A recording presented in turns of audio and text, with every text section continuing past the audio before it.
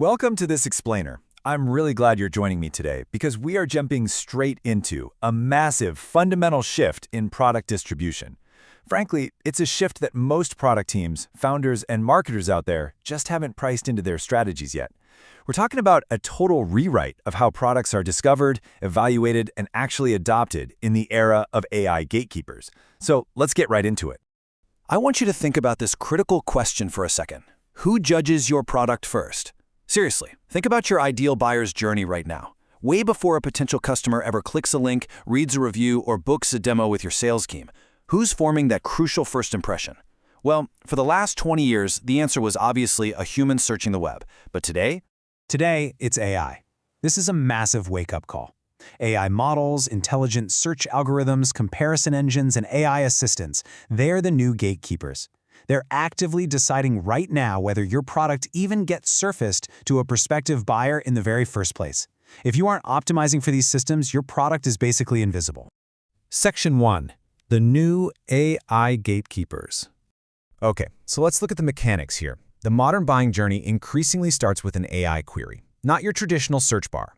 A user goes to an AI assistant and asks something like, "What's the best tool for managing remote team workflows?" They aren't digging through 10 pages of blue links anymore. They're just relying on the model to synthesize the perfect answer. And here is the terrifying truth for a lot of companies. Most products out there are entirely illegible to these new gatekeepers. You see, a human being can land on a confusing, buzzword-heavy landing page, and they can kind of squint past all the marketing jargon. They use their intuition to figure out what you actually do. But an AI model? It literally cannot squint. It needs clean, structured extraction. If a machine can't cleanly pull out exactly what your product does, who it's for, and why it's better than the alternative, well, the consequences are pretty severe. It's going to summarize you vaguely, it'll compare you poorly to competitors, or worse, it's just going to skip you entirely. Section 2. What is product explainability?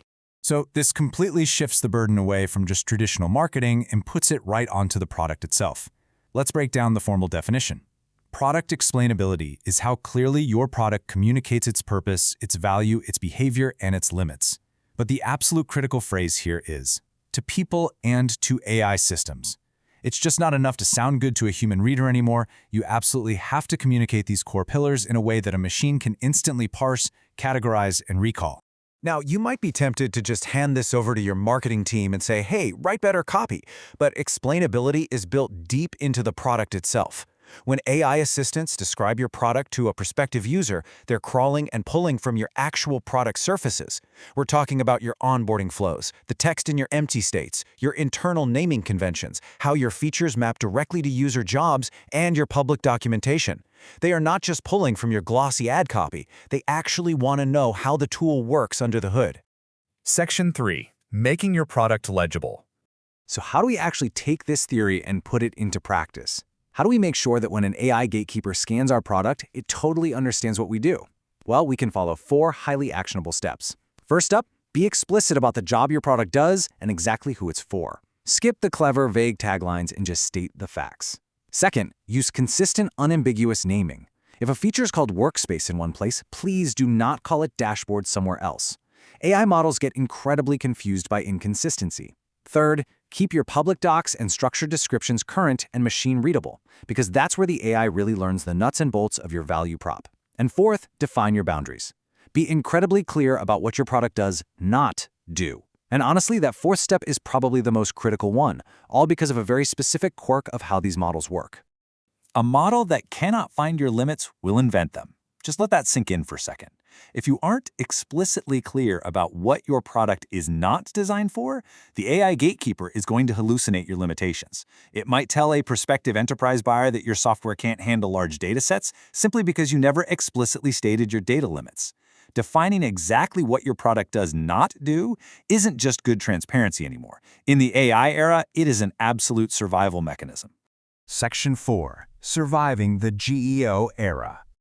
We are entering a completely new paradigm in product discovery and distribution right now, and it's called Generative Engine Optimization, or GEO. As more and more buying journeys kick off with an AI query, product explainability really compounds.